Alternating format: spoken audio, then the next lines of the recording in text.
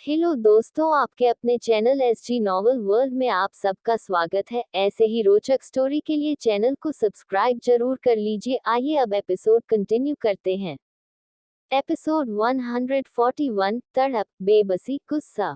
अब आगे। आहार्य ने इत्ती को बेड पर लेटा दिया। इत्ती ने अपनी आंख खोली और इधर उधर देखते हुए पूछा, हम कहाँ हैं? अपने रूम में, आहार्य ने उसके सैंडल्स निकालते हुए जवाब दिया। ऑक बोलते हुए इत्ती कंफर्टेबल होकर सो गई। चेंज करने के बाद आहार्य भी उसके साइड में आकर लेट गया। उसका एहसास पाकर इत्ती ने उसके ऊपर अपने हाथ पैर रख दिए। आहार्य के चेहरे पर सुकून था। इत्ती की गैर मौजूदगी में उसे ये रूम इरिटेट कर रहा था। इत्ती की प्रेजेंस, उसकी फ्रेगनेंस ने इसमें फिर से जान डाल दी थी। अगली सुबह आहार्य का फोन रिंग किया। सामने वाले की बात सुनकर उसने कॉल कट कर दिया और एक नजर इत्ती को देखा जो गहरी नींद में थी।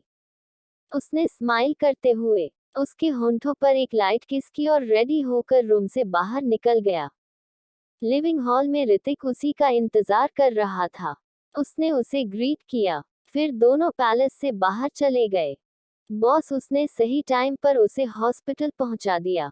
क्या उसे वापस भेजना है? ऋतिक ने का ड्राइव करते हुए पूछा। नहीं, अब उसे बेस पर जाने की जरूरत नहीं, अब वो आउटसाइड वर्ल्ड में काम करेगा, आहार्य ने विंडो से बाहर देखते हुए जवाब दिया। ऋतिक ने सर हिला दिया। हॉस्पिटल में मोहिनी जी चीख रही थी। उनका रो रो कर बुरा हाल था। जरूर ये उस आहार्य ने ही किया होगा। मोहिनी जी राणा सिंह जी के गले लगे हुए बिलखते हुए बोली तो सभी फैमिली मेंबर्स हैरानी से उन्हें देखने लगे। राणा सिंह जी ने बात संभालते हुए कहा, शायद इसे सदमा लगा है, और मोहिनी जी को वहां से ले गए। हाँ, मोहिनी दीदी आहार्य को पसंद नहीं करती, लेकिन इसका मतलब ये नहीं कि वो उन पर इतना घटिया इल्जाम लगा दे। साक्षी सिंह ने अपनी नाराजगी जाहिर की। बाकी घर वाले भी उनकी बात से सहमत थे। तेजस्वी जी परेशानी से बेंच पर बैठ गई। यहाँ सिर्फ वही जानती थी कि मोहिनी जी आहार्य को नापसंद नहीं, उससे नफरत करती थी। मोहिनी, क्या तुम पागल हो गई हो? तुम्हारी बेवकूफी के चक्कर में तुम्हारा सालों पहले का गुनाह सामने आ जाता। बाबा सा, उसी ने मेरे बेटे का ये हाल किया है।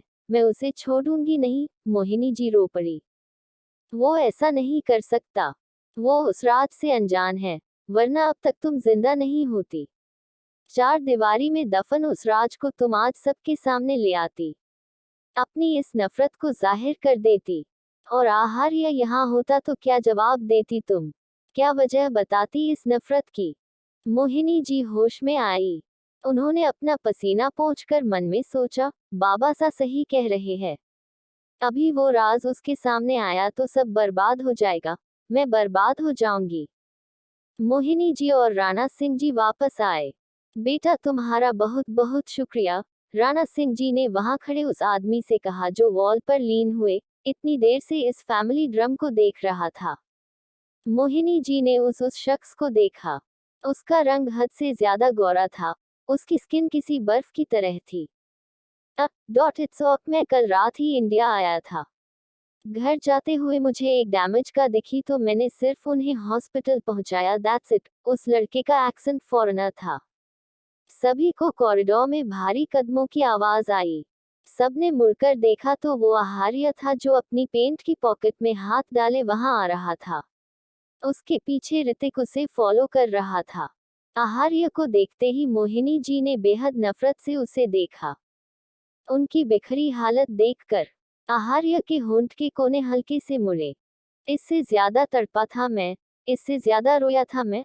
उसे जिंदा रखकर तुम्हें कुछ पल का सुकून दिया है, जिस सुकून के लिए सालों से तड़प रहा था मैं। आहार्य ने अपने एहसासों के समुंदर को अंदर ही समेट लिया। आज मोहिनी जी की तड़प देखकर उसके अतीत का वो पन्ना खुल गया था जिस पर वो नजर भी नहीं डालना चाहता था। आहार्य को देखते ही वो शख्स एकदम स्ट्राइट खड़ा हो गया। ऋतिक ने उसे तिरछी नजरों से घूरा। तुम इतने दिन से कहाँ थे? राणा सिंह जी आहार्य से पूछा। मकसद मोहिनी जी का शक दूर करना था। मैं अपनी वाइफ को लेने गया था, आहार्य ने सीधा जवाब दिया। व्हाट? बॉस मैरिड है। ये बात अंशी को पता चली तो वो पता नहीं कैसे रिएक्ट करेगी। उस अनजान शख्स ने मन ही मन सोचा, बेटा, तुम्हें किसी भी चीज की जरूरत हो तो तुम कभी भी हमसे कांटेक्ट कर सकते हो। राणा सिंह जी ने एक बार फिर शुक्रिया भरे लहजे में कहा। इट्स ऑक डॉट्स ये सब ऑलरेडी डिसाइडेड था, उस शख्स ने मुस्कुराते हुए कहा। तो सबके अजीब तरह से देखने लगे। इसे डिमोट करना पड़ेगा, ऋतिक ने मन ही मन सोचा। आई मीन डॉट गॉड ने सब पहले ही डिसाइड किया था, वरना मैं शॉर्टकट के चक्कर में उस रास्ते से क्यों गुजरता। वो शख्स मुस्कुरा दिया। वैसे तुम्हारा नाम? ओ हाँ, आई एम अयान। उसने अपने आप को इंट्रोड्यूस कराया। उसने अपने फोन में आए मैसेज को देखा। You may go now. Okay I have to go. और वहां से चला गया। राजा साहब, हमने उस जगह को इन्वेस्टिगेट किया। वहां अक्सर लोडेड ट्रक्स आती जाती रहती है, और नाइट शिफ्ट काम करने की वजह से ड्राइवर अक्सर शराब पीकर रखते हैं। हम उन ड्राइवर्स को ढूंढने की कोशिश कर रहे। कोशिश? मेरे बेटे की ये हालत है और तुम लोग यहाँ टाइम पास कर रहे हो। मोहिनी जी ने उस ऑफिसर की कॉलर पकड़ ली। मोहिनी बिहेव। राणा सिंह जी ने उन्हें पकड़ते हुए ऑफिसर से दूर किया। आई एम सॉरी इंस्पेक्टर, ये इट्स ओके। एक्चुअली उस जगह पर इतनी आबादी नहीं है, इसलिए वहां कोई कैमरा भी नहीं था। हमने एजेंसी में पता किया तो कल रात 18 ट्रक्स हर 20 मिनट में वहां से गुजरी थी। राणा सिंह जी ने कुछ देर उनसे कुछ बातें की, उसके बाद वो लोग वहां से चले गए। 20 मिनट बाद मोहिनी जी को नॉर्मल वार्ड में शिफ्ट किया गया था। डॉक्टर की बात सुनकर कि आदेश कोमा में चला गया। उसे कब होश आएगा या आएगा भी कि नहीं कुछ पता नहीं। उसकी 3 रिब्स 8 हड्डियां टूट गई थी। उसकी एक आंख में कांच आर पार हो गया था जिसे उन्होंने निकाल तो दिया था, लेकिन वो अब उस आंख से देख नहीं सकता था। उसके सर के लेफ्ट साइड में भी कांच अंदर तक धंसा था, जिससे उसका वो साइड ठीक से रिस्पॉन्स नहीं कर रहा था, या यूं कहें कि उसका ब्रेन रेस्टिंग स्टेज में चला गया था। ये सब सुनकर मोहिनी जी चीख पड़ी और बेहोश होकर गिर गई। वहां मातम का माहौल था, लेकिन आहार्य को वो चीख पुकार, तड़प, बेबसी ठडक का एहसास करा रही थी। उसने अपने बदले की शुरुआत कर दी थी। उसने जाने से पहले एक नजर ओटी के बंद दरवाजे को देखा और नफरत से बोला, अभी तुम्हारा वक्त नहीं था। तुमने अपनी मौत खुद चुनी है। अपनी इसी गंदी आंख से तुमने मेरी वाइफ को देखा था ना। अब तुम उससे अपने आप को भी नहीं देख पाओगे। अपने इसी दिमाग से तुमने उसके बारे में सोचने की हिम्मत की थी ना। कॉन्ग्रेचुलेशंस, वो अब किसी काम का नहीं, तुम जिंदा हो। क्योंकि तुम्हारी सांसें सूंघकर ही वो अपने बिल से बाहर आएगा, और तुम्हारी माँ रोज तुम्हें इस हालत में देखकर मरेगी, जैसे मैं मर रहा था। एक अनजानी सी मुस्कुराहट ओढ़े वो वहां से चला गया। ऋतिक को उसने वहीं रुकने के लिए कहा था। एपिसोड 142, बदतमीज लड़की। अब आगे। इत्ती की आंख खुली तो वो रूम में अकेली थी। रोज के मुकाबले आज वो जल्दी उठ गई थी। वो रेडी होकर नीचे आई, लेकिन कोई भी फैमिली मेंबर वहां मौजूद नहीं था। उसे अजीब लगा। उसने एक सर्वेंट को रोककर पूछा तो उसने बताया, मैम सभी बड़े लोग तो हॉस्पिटल गए हैं। बाकी आकाश सर, मोनी मैम और मानसी मैम आकाश सर के रूम में है। ये सुनकर इत्ती को हैरानी हुई, और उसे आदेश के लिए बुरा भी लगा। फिर वो कुछ सोचकर आकाश के रूम में चली गई। आकाश का रूम। आदेश का एक्सीडेंट हो गया कब, कैसे? इत्ती ने रूम में आते ही सवालों की झड़ी लगा दी। जब आप दुनिया से बेखबर सो रही थी, आकाश ने जवाब दिया और फिर से अपने फोन में देखने लगा। मोनी और मानसी भी अपने काम में लगा गया। तीनों इत्ती को इग्नोर कर रहे थे। हाँ, तो मुझे थोड़ी ना पता था। और आप तीनों ऐसे स्ट्रेंज बिहेव क्यों कर रहे हैं? इत्ती भी आकर उनके पास पास बैठ गई। हाँ, बिल्कुल वैसे ही जैसे आप 1 वीक पहले कर रही थी, और आपने हमें बताना भी जरूरी नहीं समझा। आकाश ने मानसी की बात पूरी की, और रात में बिना किसी को बताए चली गई। एटलीस्ट हमें तो बताती। अब जाकर इत्ती को सारी बात समझ आई। वो थोड़ी शर्मिंदगी से बोली, वो तब मैं थोड़ी परेशान थी। हाँ, और जो आपके आने के बाद हम बार बार आपसे रीजन पूछ रहे थे तब। उसके बाद तो हमसे इरिटेट होकर आपने हमसे बात करनी हो बंद कर दी, मोनी ने मुंह ऐंठा। हाँ, तो तब आपके एक ही क्वेश्चन से मैं इरिटेट हो गई थी। एंड मैं मेंटली काफी डिस्टर्ब थी, इत्ती ने फिर इरिटेट होकर कहा। देखा, यही जो आप अपनी गलती नहीं मानती और गलती होने पर भी एटिट्यूड दिखाती है। ये आपकी सबसे बुरी आदत है। आपको मालूम भी है आपकी वजह से मेरा ऑलमोस्ट ब्रेकअप हो गया, आकाश ने उसे उंगली दिखाते हुए कहा। और आपकी जो ये सेल्फिशनेस की आदत है ना, बहुत बेकार है। आपकी नाराजगी की वजह ये नहीं थी कि मैंने आपसे बताया नहीं, बल्कि ये थी कि दी ने आपसे लड़ाई कर ली, इत्ती ने भी उसके चेहरे के पास अपनी उंगली दिखाते हुए कहा। अरे यार, अब आप लोग बच्चों की तरह लड़ो मत, वैसे ही सब इतने परेशान हैं, मानसी इरिटेट हो गई। हाँ, तो बच्चों को समझाओ कि बच्चे जैसा बिहेव न करे, आकाश जल्दी से जाकर सोफे पर बैठ गया। इत्ती कुछ कहने वाली थी लेकिन मोनी ने उससे रिक्वेस्ट की। इत्ती भी गुस्से से मुंह फुलाते हुए बैठ गई। उसके बाद मोनी ने उसे आदेश की हालत के बारे में बताया, जिसे सुनकर इत्ती को उसके लिए बहुत बुरा लगा। हालांकि वो उसकी बदतमीजी भूली नहीं थी। उसने आकाश को देखा, जो अभी भी नाराजगी से बैठा था। ये 10 तरीके के मुंह बनाने से अच्छा दी को 10 तरह से मना लेते तो वो अब तक मान भी जाती, इत्ती ने उस पर पिलो फेंका।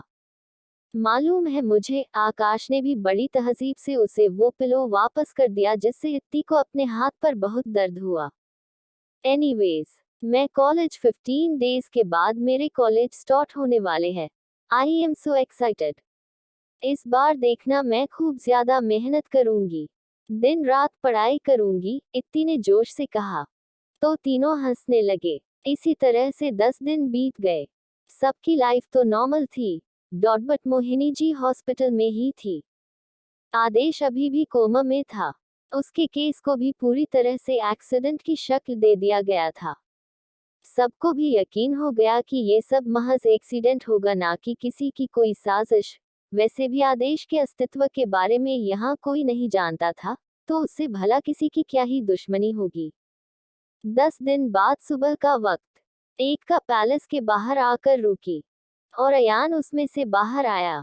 गार्ड्स ने उसे अंदर जाने दिया, क्योंकि उन्हें पहले से इंस्ट्रक्शन मिल गए थे। अयान फोन पर बात करते हुए अंदर जा रहा था। उसने हमसे गद्दारी की है, बॉस के ऑर्डर्स है। उसने जितने भी बने एक्सपेरिमेंट्स किए हैं उसे पब्लिक कर दो। बाकी का काम अमेरिका की गवर्नमेंट और वहाँ के नॉर्मल सिटीजन्स कर देंगे। हाँ, पब्लिक का ऐसा ब्रेन वॉश कर दो कि पुलिस के इन्वेस्टिगेट करने से पहले ही पब्लिक ही उसका एनकाउंटर कर दे, वरना इट्टी पर सबको डाउट हो सकता है। इस बार कोई गलती नहीं होनी चाहिए। वो कॉल पर बात करते हुए पैलेस में जा ही रहा था कि उसे गार्डन में पेड़ के पीछे किसी की परछाई दिखी। उसकी आंखें छोटी हो गई। है, ये वॉशिंग पो जैसा दिखने वाला लड़का टेररिस्ट है। Washing powder. अपने पीछे से आवाज सुनकर मानसी पलटी और अयान को देखकर जैसे ही चीखने वाली थी, अयान ने उसका मुंह दबा लिया और उसे इधर उधर देखते हुए उसे गार्डन के पीछे वाले हिस्से में ले गया, जहां कोई गार्ड्स नहीं थे। क्या सुना तुमने? कुछ नहीं, मैं तो बहरी हूँ। मानसी की तो जान हलक में अटक गई थी। उसने इतना कहा ही था कि उसे अपने पेट पर कुछ चुभता हुआ महसूस हुआ। उसने पाया तो वो गन जैसी दिखने वाली कोई चीज थी, लेकिन उसका साइज उंगली जितना था। हे, इस खिलौने से मुझे डरा रहे हो? मानसी का डर गायब हो गया। खिलौना? अयान मुस्कुराए और उसने एक प्लांट पर शूट किया। उसमें निकली गोली का साइज भी नैनो था, लेकिन देखते ही देखते वो पेड़ गलने लगा। मानसी के चेहरा पीला पड़ गया। तुम तो बहुत टैलेंटेड टेररिस्ट हो, क्या ये तुमने खुद बनाया है? मानसी हकलाई। अयान मुस्कुराया और उस डिवाइस को देखते हुए बोला, हाँ, ये तो मैंने बोरियत में बनाया था। ये इंसान पर भी बिल्कुल वैसे ही काम करता है जैसे अभी किया। फिर मानसी को देखकर उसे वार्निंग देते हुए बोला, क्या सुना था तुमने? वैसे तो मैंने सब सुन लिया था, बट मैं किसी को नहीं बताऊंगी। गुड फॉर यू, वरना तुम तो जानती हो टेररिस्ट क्या कर सकते हैं। मानसी ने कांपते हुए सर हिलाया। और बोली, मैं किसी को नहीं बताऊंगी, प्लीज मुझे जाने दो। अयान ने उसे छोड़ दिया। मानसी बिजली की रफ्तार से वहां से भाग गई, एक भी बार पीछे मुड़कर नहीं देखा था। शी इज क्यूट, अयान ने अपने बालों में हाथ फेरते हुए कहा। अगर मानसी किसी को कुछ बता भी दे तब भी उसे कोई डर नहीं था, क्योंकि आहार्य या ऋतिक संभाल लेते। उसे तो बस मानसी को परेशान करने का मन किया था। बॉस तुम्हारा कितनी देर से वेट कर रहे हैं, और तुम यहाँ जादू की तरह धूप खा रहे हो, ऋतिक ने उस पर बरसते हुए कहा। स्टडी की विंडो से उसने सारा माजरा देख लिया था। I am sorry second boss, उस दिन हॉस्पिटल में भी तुम ज्यादा ही ओवर स्मार्ट बन रहे थे, और आज भी तुम अपने इस बेकार के इनोवेशन को शो ऑफ करके मानसी मैम के सामने कूल बन रहे हो। अयान ने उस चीज को जल्दी से अपने पॉकेट में रख लिया। तुम्हें पता है न, अंदर सबसे तुम्हें क्या कहना है? हाँ। ऋतिक उसे घूरते हुए वहां से जाने लगा तो अयान ने उसे रोकते हुए पूछा, आ सेकंड बॉस, क्या बॉस की वाइफ? तुम्हें मैम के बारे में जानने में इतना इंटरेस्ट क्यों है? मैंने तुम्हें पहले भी कहा था वो इन सब से दूर है, बेहतर होगा तुम भी उनसे कोसों दूर रहो। ऋतिक ने इस बार उसे सख्त हिदायत दी। अयान ने 2 बार उससे इत्ती के बारे में पूछा था। अयान को पैलेस में देखकर सब हैरान थे, लेकिन उसने वही कहा जो उससे कहा गया था। उसने भी हैरानी का नाटक किया और बताया वो सिंह कॉर्पोरेशन में एक ट्रांसफेरेड एम्प्लॉय है, इसीलिए वो इंडिया आया था। Study room. अयान आहार्य को किसी चीज का एक रफ स्केच दिखा रहा था। वहां बिल्कुल पिन ड्रॉप साइलेंस था। तभी कोई बिना नॉक किए जल्दी से अंदर आया और आहार्य का हाथ पकड़ते हुए बोला, मुझे शॉपिंग पर जाना है। अयान ने प्रोजेक्टर जल्दी से बंद कर दिया और इत्ती को चिढ़ से देखने लगा। पता नहीं कौन है ये बेवकूफ लड़की, बिल्कुल भी मैनर्स नहीं है इसे, मेरी पूरी प्रेजेंटेशन खराब कर दी। अयान के मन में इत्ती की एक खराब इमेज बन गई थी। हालांकि अभी वो इस बात से अनजान था कि यही बदतमीज लड़की उसके बॉस की वाइफ है। Episode 143, spoiled princess. अब आगे हम बाद में चलेंगे, अभी मैं बिजी हूँ। आहार्य ने उसे हैंड रेस्ट पर बैठा दिया। नहीं, मुझे बहुत इम्पोर्टेंट चीजें लेनी है, जो आपके काम से भी ज्यादा इम्पोर्टेंट है। आप काम बाद में कर लेना ना, इत्ती जिद करते हुए बोली। अयान को तो इत्ती बहुत ज्यादा अननोइंग लग रही थी। हे, इस लड़की में इतनी भी अक्ल नहीं है कि किसी को ऐसे डिस्टर्ब नहीं करते। और बॉस इतने काम क्यों है? क्या अब तक उन्हें इस लड़की को यहाँ से बाहर नहीं निकाल देना चाहिए था? आर्यन हैरान था।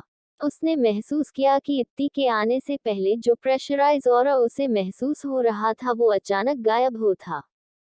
कौन सा इम्पोर्टेंट काम? आहार्य ने अपने फॉरहेड को अपनी उंगली से सहलाया। वो मेरा कॉलेज स्टार्ट होने वाले हैं न, तो मुझे क्यूट क्यूट स्टेशनरीज लेनी है, जिन्हें यूज करके मैं और मन लगा कर पढ़ाई करूं। इत्ती काफी एक्साइटेड थी।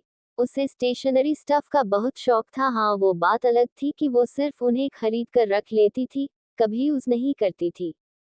अयान को तो इत्ती की बात सुनकर चक्कर ही आ गए। ये उसका जरूरी काम था। मैम, एक न्यू मॉल खुला है जो स्पेशली स्टेशनरी स्टफ के लिए है, एंड आपको क्यूट सी अलार्म क्लॉक भी खरीदनी चाहिए ताकि आप पंक्चुअलिटी से कॉलेज जा सके, ऋतिक ने उसे सजेस्ट किया। इस लड़की के आते ही सेकंड बॉस का आईक्यू भी लो हो गया। अयान का तो सर चकरा गया, लेकिन उसे पूरी उम्मीद थी कि आहार्य इस बदतमीज लड़की की बात नहीं मानेगा। आफ्टर ऑल उसका अपने काम के लिए डेडिकेशन वो अच्छे से जानता था। हाँ, गुड आइडिया। इत्ती ने पीछे मुड़कर ऋतिक को देखा, लेकिन अचानक ही उसकी आंखें बड़ी बड़ी हो गई। वो जल्दी से सोफा हैंडरेस्ट से खड़ी हुई और अयान के पास जाकर उसके चारों तरफ घूमते हुए उसे देखने लगी। पहले उसे लगा था हमेशा की तरह यहाँ सिर्फ आहार्य और ऋतिक ही होंगे, लेकिन अब जाकर उसने किसी तीसरे शख्स को नोटिस किया। हे, तुम तो मुझसे भी गोरे हो, वॉशिंग पाउडर से नहाते हो क्या? इत्ती उसे चमकती आंखों से देख रही थी। Washing powder? उस डरपोक लड़की ने भी यही कहा था और इस बेवकूफ लड़की ने भी। यहाँ की लड़कियों का आईक्यू कितना लो है? अयान चिढ़ गया।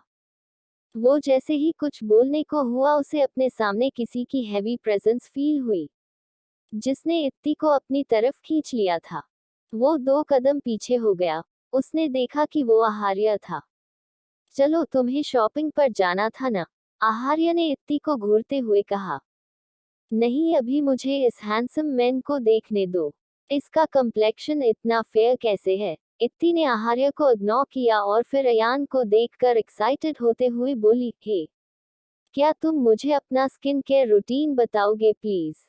ऋतिक को ही पता था उसने अपनी हंसी कैसे रोकी।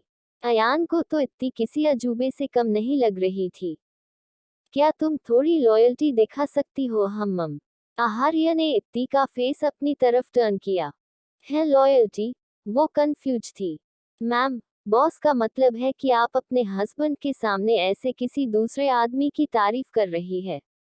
वैसे आप चाहे तो मैं अयान से उसका स्किन केयर रूटीन पूछकर आपको बता दूंगा। ऋतिक ने उसकी कंफ्यूजन दूर की और इधर उधर देखने लगा। आहार्य ने उसे घूरा। उसका ये असिस्टेंट अक्सर उसकी वाइफ के दिमाग में उल जुलूल चीजें डालकर उसके लिए परेशानी का सबब बनता था। इत्ती कुछ बोलती कि आहार्य उसे वहां से ले गया। अयान तो शॉक्ड था। ये बेवकूफ लड़की उसके जीनियस बॉस की वाइफ थी। इम्पॉसिबल, वो धीरे से बड़बड़ाया।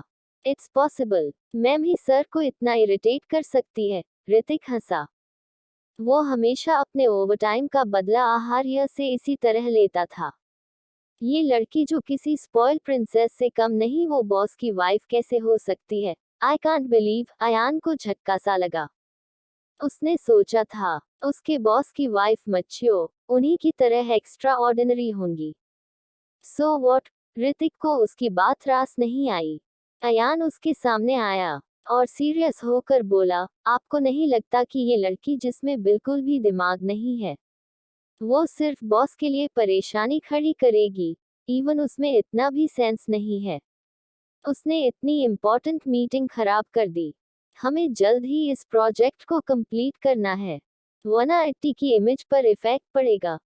She is such a enough Ayaan. अपनी औकात मत भूलो। जिसे ऑर्गेनाइजेशन के मेंबर होने पर तुम्हें इतना घमंड है ना, you are just an servant in itty. Hrithik ने उसकी कॉलर पकड़ ली। वो गुस्से में था।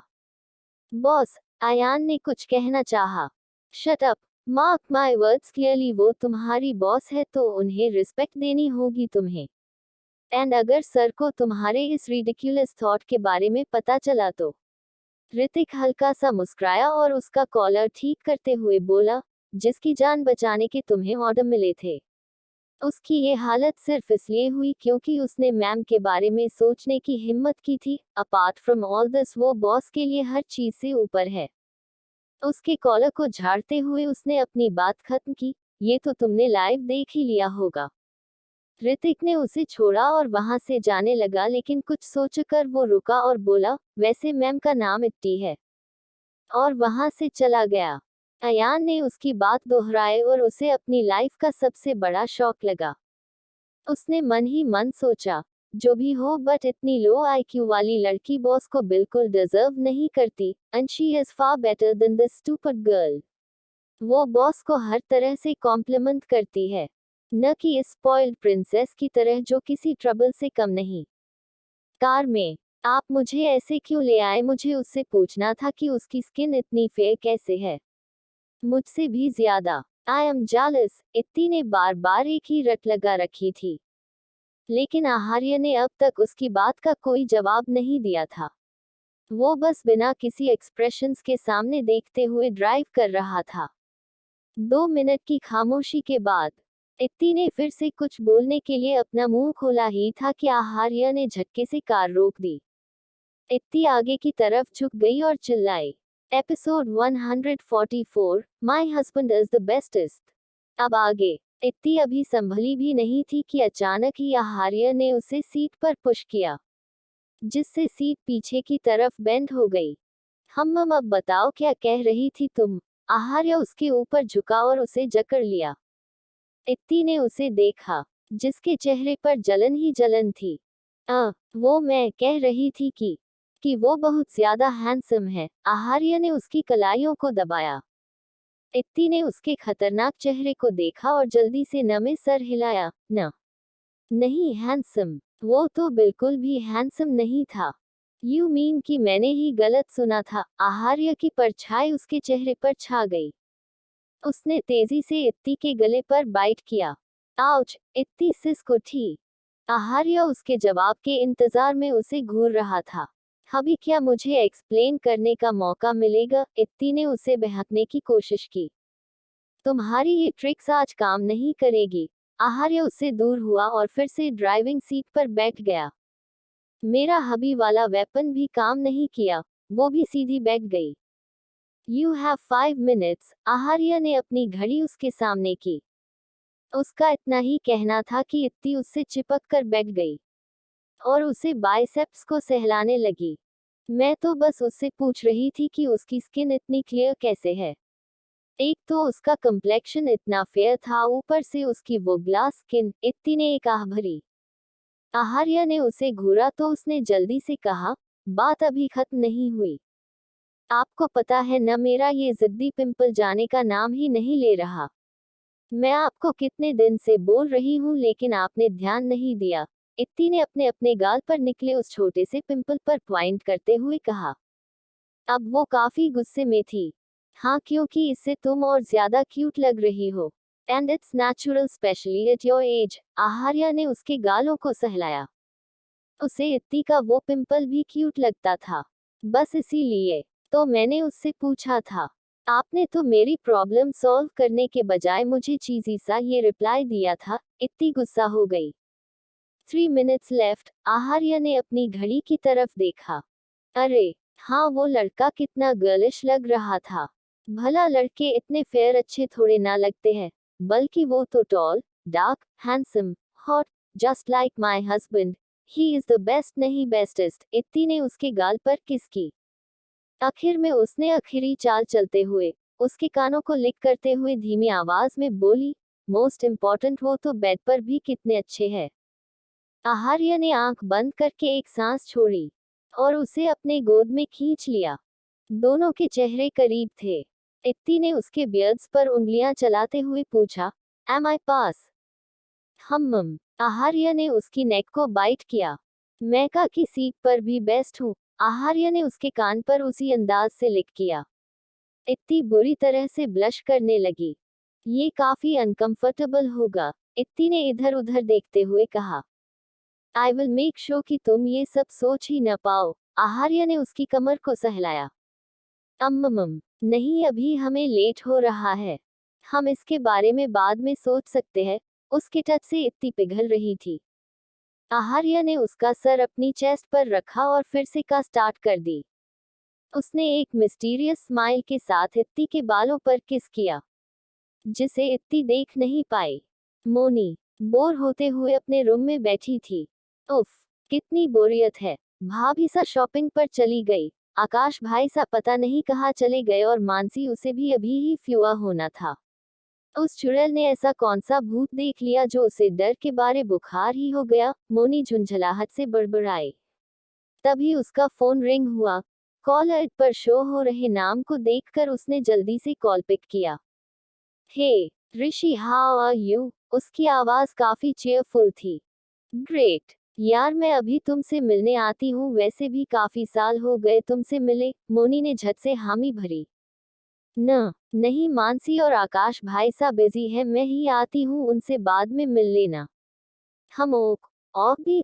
फोन कट होने के बाद वो एक्साइटेड होते हुए बोली, चलो इससे मिलकर ही थोड़ा टाइम पास हो जाएगा।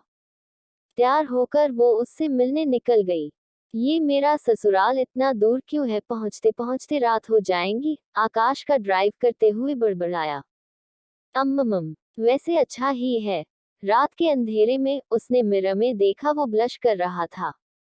आपका ख्याल आते ही आपका रंग चढ़ गया। जब आपको देखूंगा तब न जाने क्या ही होगा। आकाश मुस्कुराने लगा। उसका बस चलता तो अपनी कीर्ति जो को भगा लाता, पर वो अच्छे से जानता था उसके बाद उसकी कीर्ति जी उसकी टांगे तोड़ देंगी और वो भागने तो क्या चलने के काबिल भी नहीं रहेगा। मोनी कॉफ पीते हुए अपने सामने बैठे किसी हैंडसम से लड़के की बात पर हंस रही थी। यार कॉलेज में तुम दोनों बहनों से फ्लर्ट करने का सपना सपना ही रह गया। तुम दोनों का खौफ जो इतना था, उस लड़के ने उदास सा चेहरा बनाया। तो अब कर लो। सच में, वो हैरान था। ये ऑफर लिमिटेड टाइम के लिए है। उसका इतना ही कहना था कि उस लड़के ने अपनी चीजी बातें स्टार्ट कर दी। मोनी ने भी उसका पूरा साथ दिया। वो घबराने और इधर उधर देखकर एक शर्मीली लड़की का किरदार अदा करने लगी। ऋतिक जो यहाँ आहार्य को रिप्रेजेंट करते हुए किसी मीटिंग को अटेंड करने आया था। मीटिंग खत्म करके वो वीआईपी कैबिन से निकला। अचानक ही उसे एक जाना पहचाना चेहरा दिखाई दिया। मोनी मैम, उसने गौर से देखा। चूंकि मोनी की टेबल काफी दूर थी, इसलिए वो उसे ठीक से देख नहीं पा रहा था, लेकिन वो पहचान गया। ये लड़का कौन है? उसने गौर किया कि एक लड़के ने मोनी का हाथ पकड़ा हुआ था और मोनी बार बार उससे अपना हाथ छुड़ाने की कोशिश कर रही थी। ये देखते ही ऋतिक का खून खौल गया और वो तेजी से उस ओर बढ़ा। उसने बिना किसी वार्निंग के ऋषि को तेजी से पंच किया। ऋषि सीट समेत जमीन पर गिर गया। दर्द की एक तेज लहर उसके सर में कौंध गई। तेरी हिम्मत कैसे हुई मोनी मैम के साथ बदतमीजी करने की? ऋतिक ने उसके पेट पर एक पंच किया। आसपास के लोग वहां जमा हो गए थे। कुछ पल तो मोनी सुन्न रह गई, लेकिन जब उसने अपने प्रिंस चार्मिंग को देखा और उसकी बात पर गौर किया तो उसके खुराफाती दिमाग में एक आइडिया आया। क्या आहार्य इतनी आसानी से इत्ती की बातों में आ गया, या उसके दिमाग में है कुछ और? क्या चल रहा है मोनी के खुराफाती दिमाग में? क्या इतना आसान होगा आकाश का अपनी कीर्ति जी से मिलना? एपिसोड 145, जालस ऋतिक। अब आगे। मोनी घबराते हुए बोली, अच्छा है आप आ गए, वरना पता नहीं ये आज मेरे साथ क्या ही करता। ऋतिक ने जब मोनी की बात सुनी तो उसका गुस्सा बढ़ गया। वो और ज्यादा बेदर्दी से ऋषि को पीटने लगा। ऋतिक, जिसे न खुद को बचाने का मौका मिल रहा था न ही कुछ कहने का, वो हैरान था। उसने मन ही मन सोचा, मैं इसके साथ क्या करता। उद्धरण चिन्ह। ऋतिक ने उसे बुरी तरीके से पीट रहा था। मोनी ने जल्दी से उसे रोकते हुए कहा, ऋतिक जी मुझे घर जाना है, प्लीज मुझे घर ले चलिए न। ऋतिक ने उसका घबराया हुआ चेहरा देखा और वो रुक गया। उसने ऋषि को आखिर बार एक पंच किया और अपने गार्ड्स की को इशारा किया। मोनी और ज्यादा घबरा गई। वो जानती थी कि अगर गार्ड्स ऋषि को ले गए तो वो शायद ही जिंदा लौटेगा। अचानक ही वो ऋतिक के गले लग गई और उदासी से बोली, आप प्लीज इसे जाने दीजिए। इसने बस मुझे प्रपोज किया था, मैंने इसे रिजेक्ट किया तो बस वो थोड़ा एग्रेसिव हो गया और बदतमीजी पर उतर आया। जमीन पर पड़ा ऋषि, उसने अपने मुंह से खून को साफ करते हुए मोनी को कोसा, प्रपोज, रिजेक्ट, बदतमीजी, कितनी बड़ी चुड़ैल है ये। इसे भला कौन छेड़ने की हिम्मत करेगा? ये न छेड़ दे उन्हें। वॉट? इसकी हिम्मत कैसे हुई आपको प्रपोज करने की? ऋतिक जलन से भर गया और जैसे ही ऋषि को फिर से मारने वाला था कि मोनी ने उसका हाथ पकड़ते हुए चालाकी से कहा, अब किसी को प्यार करने में क्या पाबंदी? मैंने भी तो आपको कितनी बार प्रपोज किया है एंड आपने मुझे उतनी ही बार रिजेक्ट। अब इसे मैं पसंद हूँ और ये मुझे अपनी गर्लफ्रेंड बनाना चाहता है। इसमें इसका क्या कसूर? उसने गर्लफ्रेंड वर्ड पर जोर दिया। ऋतिक खामोश हो गया। उसने मोनी को देखा जो डरी हुई थी। गर्लफ्रेंड? मैं कुआरा मरना पसंद करूंगा। ऋषि अपनी इस पिटाई के पीछे का कारण अच्छे से समझ गया था। प्लीज क्या आप मुझे घर छोड़ देंगे? मोनी ने उसका हाथ हिलाया। ऋतिक ने उसका हाथ पकड़ लिया। मोनी के दिल में तो प्यार के फूल खिल गए। उसने चुपके से जमीन पर पड़े ऋषि को देखा और उसे आंखों ही आंखों में थैंक यू कहा। ऋतिक मोनी हाथ पकड़कर वहां से ले गया, साथ ही उसके गार्ड्स भी उसके पीछे चले गए। ऋषि ने मन ही मन मोनी को 1000 गालियां दी। कुछ लोगों से उसे उठने में मदद की और एक स्टाफ ने उसकी फर्स्ट एड कर दिया। कार में बैठने के बाद ऋतिक ने उसे पानी दिया। आज आप यहाँ अकेली क्यों आई? कुछ पल की खामोशी के बाद उसने सवाल किया। क्योंकि मैं घर पर बोर हो रही थी, लेकिन जाहिर था ये बात उसने अपने मन में ही बोली। वो ऋषि मेरा कॉलेज फ्रेंड है। अभी कुछ दिन पहले ही वो इंडिया आया था। आज उसने कॉल किया कि उसे हमसे मिलना है। मानसी और आकाश बिजी थे, तो मैंने सोचा मैं ही मिल आती हूँ, उसने इतने प्यार से बुलाया है तो। उसकी आखिरी लाइन सुनकर ऋतिक का दिल जलकर खाक हो गया। मोनी ने आगे कहा, लेकिन मुझे नहीं पता था कि वो अभी भी मुझे। वो खामोश हो गई। अभी भी मुझे? ऋतिक ने खासी बेचैनी से पूछा। मन ही मन तो मोनी का दिल डांस कर रहा था। उसने अपना सर झुकाया और बोली, लेकिन मुझे नहीं पता था कि वो अभी भी मुझे पसंद करता है और मुझसे शादी करना चाहता है। आपको कैसे नहीं पता था? ऋतिक ने तेज आवाज में कहा। मोनी ने उसे देखा तो उसने खुद को काबू किया और बोला, आपको ख्याल रखना चाहिए था। हाँ, वो तो मैं वैसे भी रखती ही हूँ, बट जब आप मेरी परवाह करते हो तो हाई। मोनी ने मन ही मन ऋतिक के जालस एक्सप्रेशंस की नजर उतारी। नेक्स्ट टाइम से आप अकेले मत जाना, घर में इतने सारे लोग हैं। उसने अपना गला साफ किया और कुछ पल रुककर हिचकिचाते हुए बोला, आप मुझसे भी कह सकती है। अपनी बात खत्म करके ऋतिक इधर उधर देखने लगा। मोनी का बस नहीं चला, वरना वो ऋतिक पर कूद ही जाती। अपनी ठरक को काबू करो ठरकी औरत। अपने अश्लील जज्बातों को काबू करने के बाद वो धीमी आवाज में बोली, लेकिन आपको तो अच्छा नहीं लगता न कि मैं बार बार आपके पीछे पड़ी रहती हूँ। उसकी आवाज बेहद सॉफ्ट थी।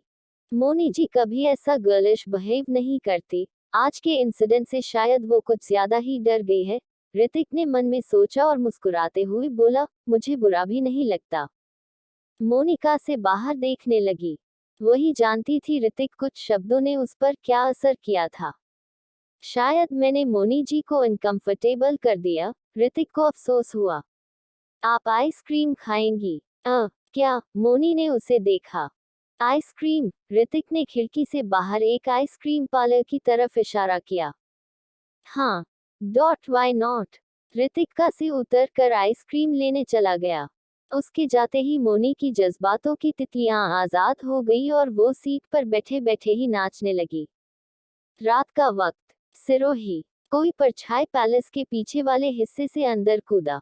हालांकि उस दीवार पर अलार्म्स लगे हुए थे, फिर भी बड़ी ही समझदारी और बिना उन्हें टच किए वो वहां से कूद गया। तुमने कुछ गिरने की आवाज सुनी? दो गार्ड्स उसी तरफ आ रहे थे। ये एहसास पाते ही वो शख्स झाड़ियों में छुप गया। इत्मीनान होने के बाद कि वहां कोई नहीं है, गार्ड्स वहां से चले गए। उसने चैन की सांस ली।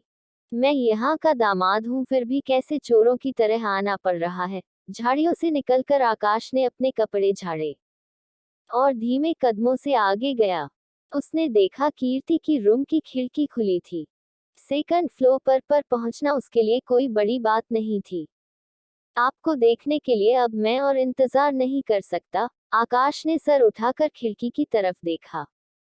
तभी वहां शोर गूंजा। उसने पलट कर देखा, 3 कुत्ते जो बेहद बड़े थे, वो तेजी से उसकी तरफ ही आ रहे थे। उनकी चाल, साइज देखकर लग रहा था कि वो आर्मी रिटायर्ड डॉग्स थे। आकाश ने महज 1 सेकंड के लिए उनकी जानलेवा आंखों में देखा। फिर पाइप पकड़ते हुए उसने जल्दी से फर्स्ट फ्लोर पर जंप किया और एक बार फिर से नीचे देखा। उसने 1 सेकंड भी देरी की होती तो आज उसके न जाने कितने टुकड़े हो चुके होते। वो कुत्ते एग्रेसिवली भौंके जा रहे थे। उनकी आंखें में उसका वजूद छप गया था। आदत से मजबूर आकाश ने उन्हें चिढ़ाने वाली फ्लाइंग किस दी और सेकंड फ्लोर पर चढ़कर जल्दी से खिड़की से अंदर कूद गया। वो कुत्ते लगातार भौंके जा रहे थे। सारे गार्ड्स भी वहां तक पहुंच चुके थे। जरूर यहाँ कोई अनजान आया है, वरना ये ऐसे अग्रेसिवली रिएक्ट नहीं करते। गार्ड्स अलर्ट हो चुके थे। उन्होंने सेकंड फ्लोर की खुली विंडो को देखा। अचानक किसी के ऐसे आने से घबराहट में कीर्ति के हाथ से लैपटॉप छूटकर जमीन पर गिर गया। आकाश खड़ा हुआ। उसकी सांसें तेज थी। तुम कीर्ति को जैसे यकीन ही नहीं हुआ। बाकी का नेक्स्ट एपिसोड नेक्स्ट पार्ट में कवर करेंगे। कहानी को लाइक शेयर कमेंट जरूर करें और प्लीज लाइक भी जरूर करें। Thank you.